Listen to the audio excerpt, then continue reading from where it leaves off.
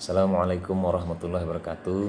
Innal hamdalillah nahmaduhu wa nasta'inuhu wa nastaghfiruh wa na'udzu billahi min syururi anfusina wa min sayyiati a'malina may yahdihillahu fala mudilla lahu wa may yudlilhu fala hadiyalah. Asyhadu an la ilaha illallah wa la syarikalah wa asyhadu anna Muhammadan 'abduhu wa rasuluhu la nabiyya ba'd. Allahumma shalli ala Muhammad wa ala ali Muhammad kama shallaita ala Ibrahim wa ala ali Ibrahim wa barik ala Muhammad wa ala ali Muhammad kama barakta ala Ibrahim wa ala ali Ibrahim fil alamin innaka Hamidum Majid.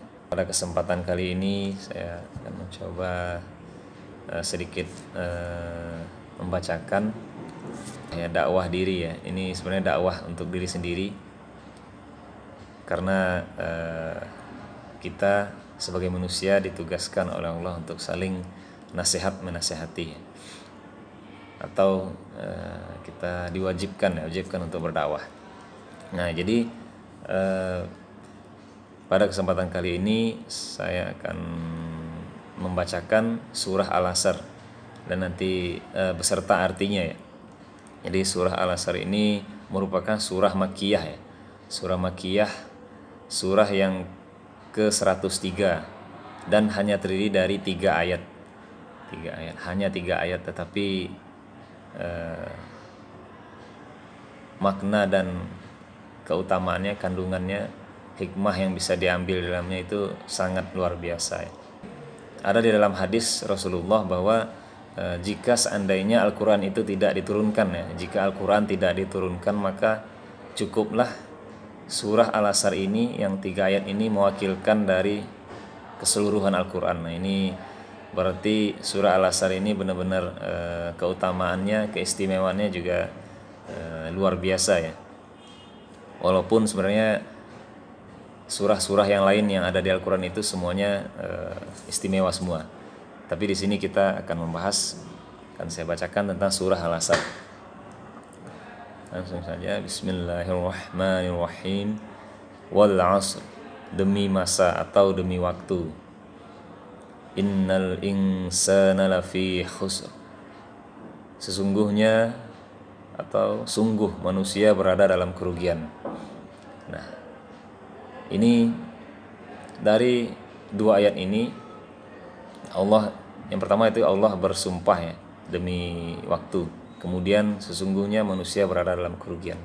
Nah, ini kalau kita melihat secara sekilas ya, mungkin saya, mungkin teman-teman juga mungkin ya sama ya, bahwa memang kalau kita lihat memang banyak di mana-mana kita lihat mungkin orang rata-rata berada dalam kerugian ya. Jadi karena yang manusia yang tidak rugi itu ya mungkin para nabi, kemudian ulama-ulama. Apa contoh kerugian itu ya banyak ya.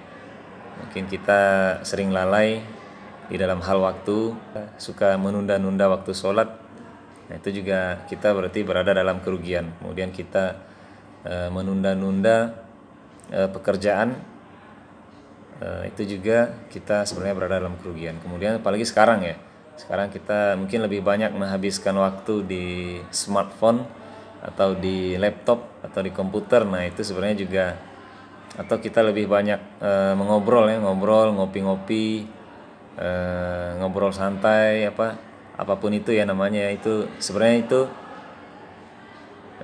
bisa jadi ya juga membawa kita ke dalam kerugian. Nah, ini sungguh manusia berada dalam kerugian. Nah, itu saya pun juga ngerasa seperti itu, bahwa memang kita melihat memang banyak manusia berada dalam kerugian.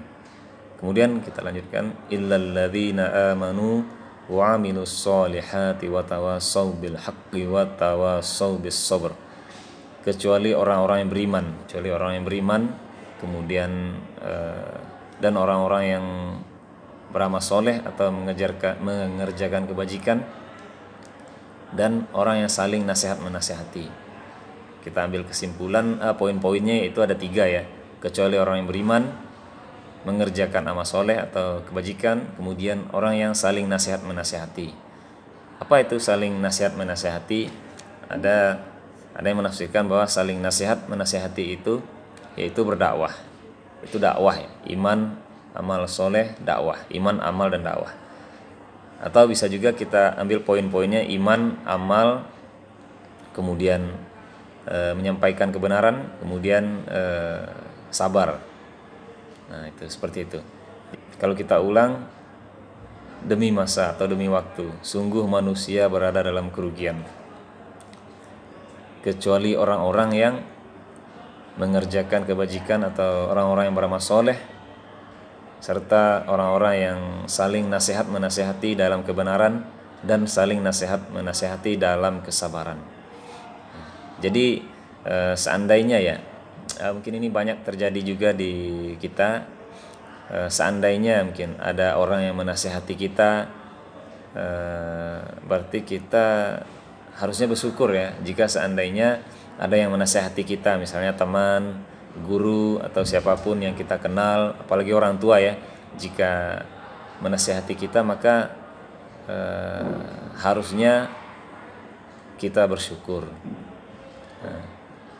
Karena berarti kita termasuk orang yang beruntung ya. Dan tadi orang-orang, sungguhnya manusia berada dalam kerugian, kecuali orang-orang yang tadi saling menasihati. Seandainya nanti ada orang yang menasihati kita, baik itu teman atau orang yang tidak kenal dengan kita pun sekaligus, itu seandainya jika dia menasihati kita, berarti kita termasuk kepada orang-orang yang tidak merugi. Kita harusnya kita bersyukur dan mengambil pelajaran atau mengevaluasi kesalahan-kesalahan kita. Karena banyak ya orang-orang yang ketika dinasihati itu dia merasa sok-sok nasihatin. Nah, itu sebenarnya tidak boleh ya. Mungkin banyak yang seperti itu ya.